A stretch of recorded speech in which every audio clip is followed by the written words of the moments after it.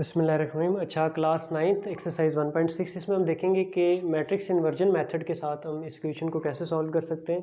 मतलब एक्स और वाई की हमने वैल्यूज़ फाइंड करनी है थ्रू इन्वर्जन मेथड। तो सबसे पहले हम मैट्रिक्स बनाते हैं इसके, ठीक है।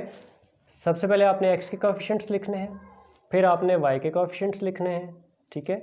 इसके साथ फिर आपने एक्स एंड वाई और आपके पास यहाँ पर 4 एंड 6, ये आपके पास मैट्रिक्स फॉर्म में आ गया। ये मैट्रिक्स आपके पास ए है, ये आपके पास एक्स है और ये आपके पास बी है।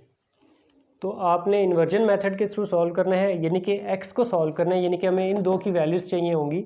तो उसके लिए आपके पास ये क्या हो जाएगा, ए इन्वर्स बी। आपके पास ये रूल है, ये मैट्रिक्स इन्वर्जन का हमने इसको फाइंड आउट करना है। तो सबसे पहले हमें ए इन्वर्स चाहिए। तो ए इन्वर्स के लिए हमारे पास क्या फार्मूला है, 1/mod of a into adjacent of a. तो जब भी आपने एडजेंट लेना है और मॉड ऑफ ए लेना है तो सबसे पहले आप मॉड ऑफ ए फाइंड करें, क्योंकि बाज़ दफ़ा ये होता है कि स्टूडेंट ने जो एडजेंट लिया होता है उसी का मॉड ले लेते हैं। तो सबसे पहले आप मॉड लें, मॉड ऑफ ए लें। तो मॉड ऑफ ए हम लिख लेते हैं यहाँ पर, mod of a equal to क्या होगा, 2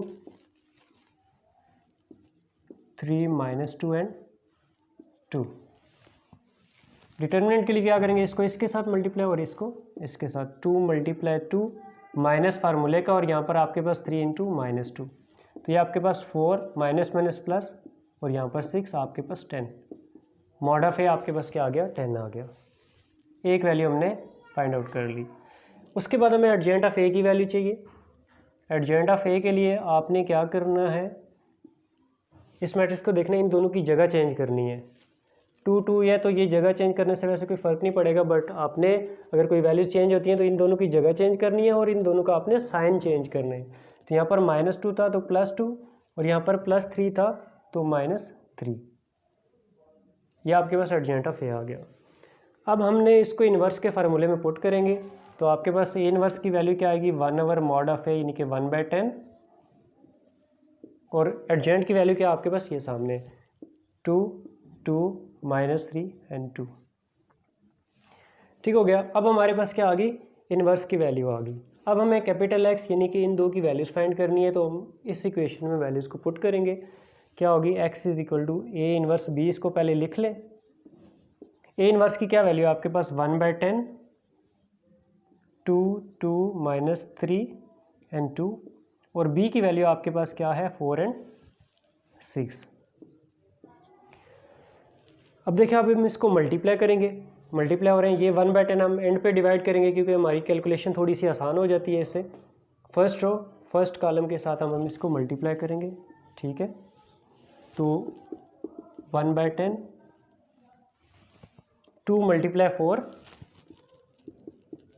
plus 2 × 6। Second row first column, -3 × 4 आपके पास -3 × 4 प्लस 2 × 6।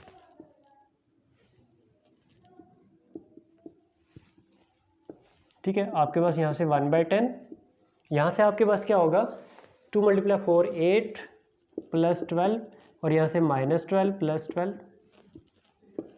यहाँ पर आपके पास 1/10, 20 और 0।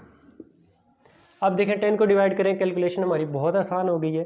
तो 20/10 और 0/10, तो यहाँ से 2 और ये 0। अब देखें कैपिटल एक्स की वैल्यू क्या थी, हमने यहाँ से देखते हैं एक्स और वाई, ये एक्स थी और ये वाई। यहाँ पर कैपिटल एक्स था, इसका आगे मैट्रिक्स पुट कर दिया।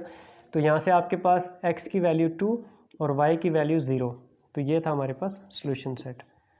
तो हमने मैट्रिक्स इन्वर्जन मेथड इस इक्वेशन को सॉल्व किया। हमने सबसे पहले इसको मैट्रिक्स फॉर्म में कन्वर्ट किया, एक्स के कोएफिशिएंट्स, वाई के कोएफिशिएंट्स, और यहाँ पर जो वेरिएबल इक्वेशन में इन्वॉल्व होते हैं आपने वो लिखने होते हैं, और ये कांस्टेंट आपने लिख दिया। हमने इसको ए का नाम दिया, इसको कैपिटल एक्स और इसको बी। हमें एक्स की वैल्यू फाइंड आउट करनी है, तो यहाँ पर ए इन्वर्स हो जाएगा, ठीक है, ए इन्वर्स बी। सबसे पहले इस इक्वेशन को सॉल्व करने के लिए हमें ए इन्वर्स की वैल्यू चाहिए। ए इन्वर्स का हमने फार्मूला लिखा। इसकी रिक्वायरमेंट्स क्या है कि आपने मॉड ऑफ ए या डिटर्मिनेंट ऑफ ए फाइंड करना है और एडजेंट ऑफ ए फाइंड करना है, वो हमने फाइंड किया, ठीक है, और इस इन्वर्स के फार्मूले में पुट कर दिया। ये आपके पास ए इन्वर्स की वैल्यू आ गई। फिर आपने इन्वर्जन मेथड लिखा, फार्मूला लिखा, ए इन्वर्स बी, ए इन्वर्स की वैल्यू साथ बी की वैल्यू पुट कर दी। इनको हमने मल्टीप्लाई किया, मल्टीप्लाई करने के बाद 10 को डिवाइड किया और x की वैल्यूज पुट कर दी, ठीक है। और x की यहाँ से इक्वल मैट्रिक्स बनता है, ये x की वैल्यू 2 और y की वैल्यू 0, 0/10 आपके पास 0 होता है, तो x = 2 और y = 0।